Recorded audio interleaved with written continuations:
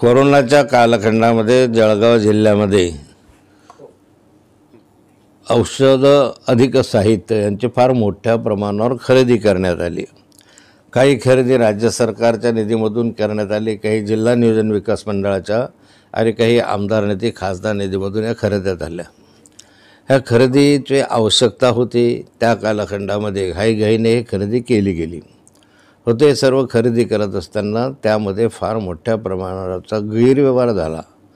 वेगवेगळ्या साहित्यामध्ये किमतीमध्ये तफावत आहे, बाजारभावाच्या किमती आणि याने खरेदी केलेल्या किमती ह्याच्यामध्ये फार मोठी तफावत आहे। म्हणजे एक वस्तू जर रुपयाची बाजारात मिळत असेल तर ह्यांनी त्याची किंमत 4 रुपये दाखवली, अशा स्वरूपाची ती तक्रार होती।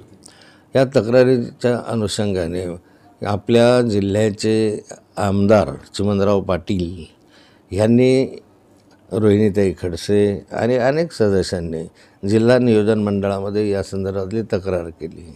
तसेच आमदार चिमणराव पाटील यांनी विधानसभेमध्ये या सगळ्या गैरव्यवहाराची चौकशी करावी अशी त्यांनी मागणी केली। मी स्वतः राजेश टोपे साहेबांना या ठिकाणी जाऊन भेटलो होतो आणि त्यांनाही या ठिकाणी कागदपत्र दिले आणि या सगळ्या गैरव्यवहाराची चौकशी करावी अशी विनंती केलेली होती। परंतु त्याचा वेग नव्हता किंवा त्या चौकशी अद्याप झाली नव्हती। आणि ज्या ज्या लोकांनी याची चौकशी मागणी केली त्याच्यामध्ये एक दिनेश भोळे हे प्रमुख तक्रारदार होते।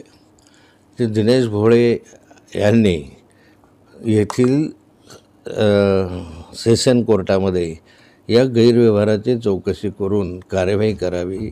तसेच माधुरी अत्तरदे ह्या जिल्हा परिषदेच्या माजी सदस्य आहे, त्यांनी पण कोर्टामध्ये अशा स्वरूपाचा दावा दाखल केला होता आणि इथील सेशन जज यांनी या संदर्भामध्ये निकाल दिला आणि त्या निकालामध्ये जे आमचे चिमणराव पाटील किंवा जे यांनी माहिती दिली होती त्या माहितीच्या आधारावर आणि त्या ॲप्लिकेशनमध्ये ज्यांचे नावं आहेत त्यांना 156(3) खाली गुन्हे दाखल करण्याचे आदेश न्यायालयाने दिले। ह्या गुन्ह्यांमध्ये पालकमंत्री आहेत, इथले सिव्हिल सर्जन आहेत आणि अन्य अधिकारी त्याच्यामध्ये सामील आहेत आणि ह्यांच्या सर्वांवर गुन्हे दाखल करावे अशा स्वरूपाच्या सूचना आदेश येथील न्यायालयाने दिलेले आहे आणि त्यामध्ये अट घातलेली आहे की हा गुन्हा दाखल करत असताना माननीय राज्यपालांची परवानगी घेतली पाहिजे। आणि अलीकडे आदेश झालेले आहे, मला वाटतं की याला परवानगी आता गुलाबरावांवर किंवा एखाद्या मंत्र्यावर गुन्हा दाखल करायचा असेल तर महामहिम राज्यपालांची परवानगी लागते। त्याच्या वरिष्ठांची, समजा एखाद्या अधिकाऱ्यावर परवानगी आपले गुन्हा दाखल करायचा असेल तर त्याच्या वरिष्ठांची परवानगी लागते। जिल्हाधिकाऱ्यावर जर गुन्हा दाखल करायचा असेल तर चीफ सेक्रेटरीची परवानगी लागते। त्यामुळे परवानगीला काही प्रमाणात विलंब लागण्याची शक्यता आहे। परंतु सर्वांचीच ही मागणी आहे की याच्यामध्ये जो मोठ्या प्रमाणावर गैरव्यवहार झाला ह्या गैरव्यवहाराची नीटपणे चौकशी झाली पाहिजे। गैरव्यवहार आहे की घोटाळा आहे? नाही, गैरव्यवहार म्हणजे घोटाळाचा हा एक प्रकारे भ्रष्टाचारच आहे। या ठिकाणी रेकॉर्डला हे सिद्ध झालेलं आहे की यांनी किमतीमध्ये फार मोठ्या प्रमाणावर घोटाळे केलेले आहे। बऱ्याचशा वस्तू आवश्यकता नसताना खरेदी केलेल्या आहे।